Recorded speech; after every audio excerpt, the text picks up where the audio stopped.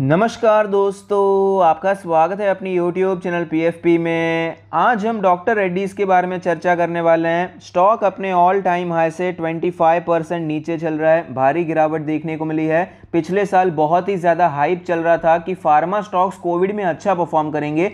थोड़ा बहुत परफॉर्मेंस देखने को मिला, लेकिन बाद में गिरावट देखने को मिली। अब तो चलिए थोड़ी रिकवरी देखने को मिली है, लेकिन फिर भी पिछले एक साल के रिटर्न्स हमें नेगेटिव में ही दिखाई पड़ते हैं। तो ऐसी सिचुएशन में एज ए रिटेल इन्वेस्टर हमें क्या करना चाहिए? होल्ड करना चाहिए, बेच देना चाहिए या फिर और खरीदना चाहिए? इसके बारे में आज हम चर्चा करने वाले हैं। सबसे पहले फंडामेंटल्स पे नजर डाल देते हैं। प्रोडक्ट वाइज रेवेन्यू ब्रेकअप के बारे में बात करें तो ग्लोबल जेनेरिक से 81.4% का रेवेन्यू आता है। फार्मास्यूटिकल सर्विसेज और एक्टिव इंग्रेडिएंट से 16.9% और अदर से 1.5%। लोकेशन वाइज ब्रेकअप के बारे में बात करें, यूएसए 40.4%, इंडिया 19.1%, रशिया 8.3% और अदर्स है 32.1%। रशिया यूक्रेन की वजह से यहाँ पर जो इनका 8% का रेवेन्यू आता है रशिया से, वहाँ पर थोड़ी बहुत प्रॉब्लम्स देखने को मिल सकती है। सप्लाई चेन में थोड़ा बहुत प्रॉब्लम देखने को मिल सकता है, लेकिन बाकी का बिजनेस हमें अच्छा परफॉर्म करता हुआ नजर आता है। फंडामेंटल रेशियोज के बारे में बात करें तो ROE 11% है, ROC 17% के आसपास है, जो कि अपने एवरेजेस के साथ ही चल रहे हैं। इनफैक्ट ROC तो हमें ऊपर चलता हुआ नजर आता है, ये अच्छी बात है। नेट प्रॉफिट मार्जिन 10% है, अपने 3 ईयर एवरेज से नीचे चल रहा है, लेकिन अपने 5 ईयर एवरेज के साथ ही चल रहा है। डेट टू इक्विटी 0.17 है, बहुत ही ज़्यादा कर्जा हमें नज़र नहीं आता। तो ओवरऑल फंडामेंटल रेशियोज भी डिसेंट नज़र आते हैं। फाइनेंशियल ट्रेंड के बारे में बात करें तो आप देख पाएंगे रेवेन्यू में तो अच्छी ग्रोथ देखने को मिली है, जबकि प्रॉफिट्स के बारे में बात करें तो प्रॉफिटेबिलिटी में हमें गिरावट देखने को मिलती है। इसका मतलब है 2020 में जो मार्जिन थे 2021 में वहां पर गिरावट देखने को मिली है। इसीलिए हमने देखा भी था 3 ईयर एवरेज हमें ऊपर नजर आता था। तो ओवरऑल फाइनेंशियल ट्रेंड भी आपको अच्छा ही नजर आता है, लेकिन मार्जिन में थोड़ी बहुत गिरावट हुई है। शेयर होल्डिंग पैटर्न के बारे में बात करें, टोटल प्रमोटर होल्डिंग है 26.72%, जिसमें से कुछ प्लेज नहीं है। Mutual fund 12.4%, other DIA 9.8%, FII 27.4%, retail category है 23.58%। ओवरऑल शेयर होल्डिंग पैटर्न भी हमें अच्छा ही नजर आता है। अगर प्रमोटर की होल्डिंग 50% से ज्यादा की होती है तो और अच्छी बात हो जाती है, लेकिन डिसेंट शेयर होल्डिंग पैटर्न हमें नजर आता है। एनालिस्ट के रेटिंग के बारे में बात करें, 38 एनालिस्ट ने स्टॉक को कवर किया है, जिसमें से 84% का मानना है कि स्टॉक में खरीदारी करनी चाहिए। हायर साइड पे 36% का अपसाइड बताया जा रहा है, मीडियन है 16% का अपसाइड और लोअर साइड यहाँ पर नेग्लिजिबल है, आधे % की गिरावट बताई जा रही है। तो क्या ये 5800 का लेवल अचीव हो सकता है? नहीं हो सकता, ये हम चार्ट पर देखेंगे। 67,000 करोड़ की मार्केट कैप है, 25 का PE रेशियो है, तो वैल्यूएशन हमें बेटर होते हुए नजर आए हैं। बहुत ही ज़्यादा सस्ता ऑफ कोर्स नहीं कह सकते, लेकिन महंगा बिल्कुल भी नहीं है। फेयर वैल्यूएशन की तरफ ये चलता हुआ नजर आता है। स्टॉक के चार्ट पर हमें क्लियरली पता चलता है स्टॉक में अच्छी खासी गिरावट देखने को मिली है। 5,500 के लेवल से गिरावट हुई, उसके बाद ही हमें वीक होता हुआ नजर आया और कंटिन्यूसली नीचे आता हुआ भी नजर आया है। फिलहाल स्टॉक में थोड़ी सी रिकवरी देखने को मिली है।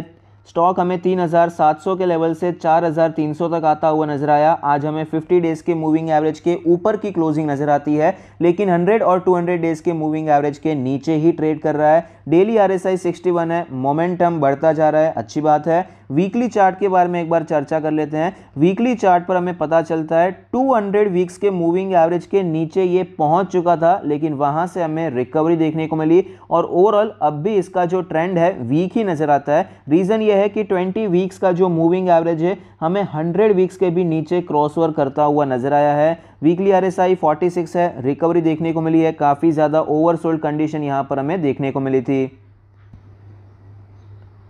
कुछ इंपॉर्टेंट लेवल्स के बारे में भी बात कर लेते हैं। यहाँ पर मुझे किसी ने पूछा था कि ये सारे हॉरिजॉन्टल लाइंस कैसे ड्रॉ करनी है, तो सबसे पहले आपको ड्रॉ में जाना है, टूल्स को सिलेक्ट करना है और वहाँ पर हॉरिजॉन्टल को सिलेक्ट करना है। बाद में आप यहाँ पर खुद अपने हिसाब से ड्रॉ कर सकते हैं। आप देख सकते हैं फिलहाल जो सबसे पहला इंपॉर्टेंट लेवल नजर आता है वो 4500 का लेवल है। नीचे के साइड अगर बात करें, फिलहाल जो लो बनाया है वो काफ़ी ज़्यादा इंपॉर्टेंट हो जाता है, 3700 के आसपास का लेवल। तो यहाँ पर हमें क्लियरली पता चलता है स्टॉक ने 4500 के ऊपर काफ़ी टाइम तक सस्टेन करने की कोशिश की, गिरावट हुई थी लेकिन एक जल्दी रिकवरी भी देखने को मिली। यहाँ पर एक स्ट्रॉन्ग बेस बनाने के बाद यहाँ पर तोड़ दिया था।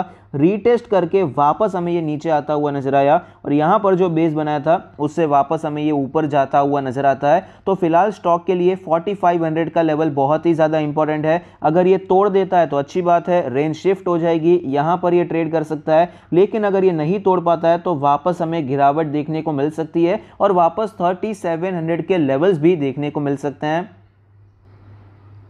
और रेजिस्टेंस की ट्रेंड लाइन से भी हमें यही कंफर्म होता हुआ नजर आता है। ये रेजिस्टेंस की जो लाइन है वो भी 4500 पे ही दिखाई पड़ती है। तो यहाँ से स्टॉक वापस रिटर्न हो सकता है। तो यहाँ पर गलती ये नहीं करनी चाहिए कि अगर आपने ऑलरेडी स्टॉक को होल्ड किया है, पिछले 1 साल से होल्ड करते आ रहे हैं, तो यहाँ पर आपको वेट करना चाहिए, देखना चाहिए कि क्या ये स्टॉक 4500 को तोड़ पाता है। अगर ये तोड़ पाता है तो आपके लिए अच्छी बात है, स्टॉक में तेजी देखने को मिल सकती है और यहाँ पर हम फ्रेश पोजीशन भी इनिशिएट कर सकते हैं। आप अपनी क्वांटिटी भी बढ़ाने के बारे में सोच सकते हैं। ये मैं आपको इसीलिए बता रहा हूं क्योंकि 1 साल अगर स्टॉक चलता नहीं है तो बहुत से रिटेल निवेशक यहां पर कंटाल जाते हैं और स्टॉक से एग्जिट कर जाते हैं। लेकिन वहां पर देखना चाहिए कि सिचुएशन कैसी चल रही है। अगर 4500 का लेवल टूट जाता है, तेजी देखने को मिलती है और आप बेच देते हैं पहले ही, तो फ्रस्ट्रेशन हो जाता है शेयर मार्केट में। ये बहुत ही ज्यादा बुरी बात हो जाती है, आगे काम नहीं कर पाते हैं ठीक से। तो इसीलिए ध्यान से यहां पर आप देख सकते हैं कि 4500 का लेवल अगर ये होल्ड कर जाता है, यहां पर ब्रेकआउट वाली सिचुएशन देखने को मिलती है, तो यहां पर आप कंटिन्यू कर सकते हैं। इनफैक्ट हम यहां पर पोजीशन ऐड कर सकते हैं। अगर फ्रेश पोजीशन भी बनाना चाहें तो भी बनाने के बारे में सोच सकते हैं। बाय चांस अगर ये स्टॉक 4500 को होल्ड नहीं कर पाता है, गिरावट देखने को मिलती है, तो हम वापस यहां से एग्जिट करने के बारे में भी सोच सकते हैं। ये तो हो गया अब पोजीशंस के बारे में। अब कुछ इन्वेस्टमेंट्स के बारे में बात कर लेते हैं। तो इन्वेस्टमेंट वाइज फिलहाल स्टॉक तो देखिए जो लेवल पे ट्रेड कर रहा है, आर या पार वाला लेवल है। 4300 तो नहीं लेकिन 4500 नज़दीकी है। तो ये जो लेवल है आर या पार वाला लेवल है, तेज़ी आती है तो यहाँ से आएगी और गिरावट आती है तो यहाँ से वापस हमें देखने को मिल सकती है। तो मेरा मानना तो ये है कि लॉन्ग टर्म इन्वेस्टिंग में भी आप इस चार्ट का इस्तेमाल कर सकते हैं और सेम स्ट्रैटेजी फॉलो कर सकते हैं कि अगर ये स्टॉक 4500 को तोड़ देता है तो हम खरीदारी कर सकते हैं। बाय चांस नहीं तोड़ पाता है, गिरावट देखने को मिलती है, तो इन्वेस्टर्स के लिए ये और भी अच्छी बात है क्योंकि नीचे के प्राइस पे खरीदने को मिल सकता है। तो वापस 3700 3800 इस जोन के आसपास खरीदारी के बारे में सोचा जा सकता है। लेकिन इंपॉर्टेंट यह है कि जो पिछले 1 साल से 2 साल से होल्ड करते आ रहे हैं, ऊपर के प्राइस पे अगर किसी ने खरीद के रखा है तो अभी जो तेजी देखने को मिली है, अभी बेचने की जल्दबाजी नहीं करनी चाहिए, वेट करना चाहिए। प्राइस एक्शन क्या बन रहा है, क्या यहाँ पर आपको ब्रेकआउट वाली सिचुएशन देखने को मिल रही है, तो यहाँ पर आपको होल्ड करना चाहिए। इतना अगर होल्ड किया है, इतना पेन आपने सहा, इतना लॉस आपने सहा है, तो अभी फिलहाल यहाँ पर थोड़ा और पेशेंस दिखाना चाहिए। कंपनी के पॉजिटिव्स के बारे में बात करें, फंडामेंटली अच्छी कंपनी है, ग्रोथ भी काफ़ी अच्छी देखने को मिली है। प्रॉफिट में थोड़ी बहुत ग्रोथ कम होती हुई नजर आई थी क्योंकि मार्जिन्स नीचे चले गए, बाकी रेवेन्यू ग्रोथ अच्छी देखने को मिलती है। मोस्ट ऑफ द एनालिस्ट यहां पर बुलिश दिखाई पड़ते हैं। डीआईआईज ने अपना स्टेक बढ़ाया है, वैल्यूएशन भी काफ़ी डिसेंट चल रहे हैं, ये कुछ पॉजिटिव है।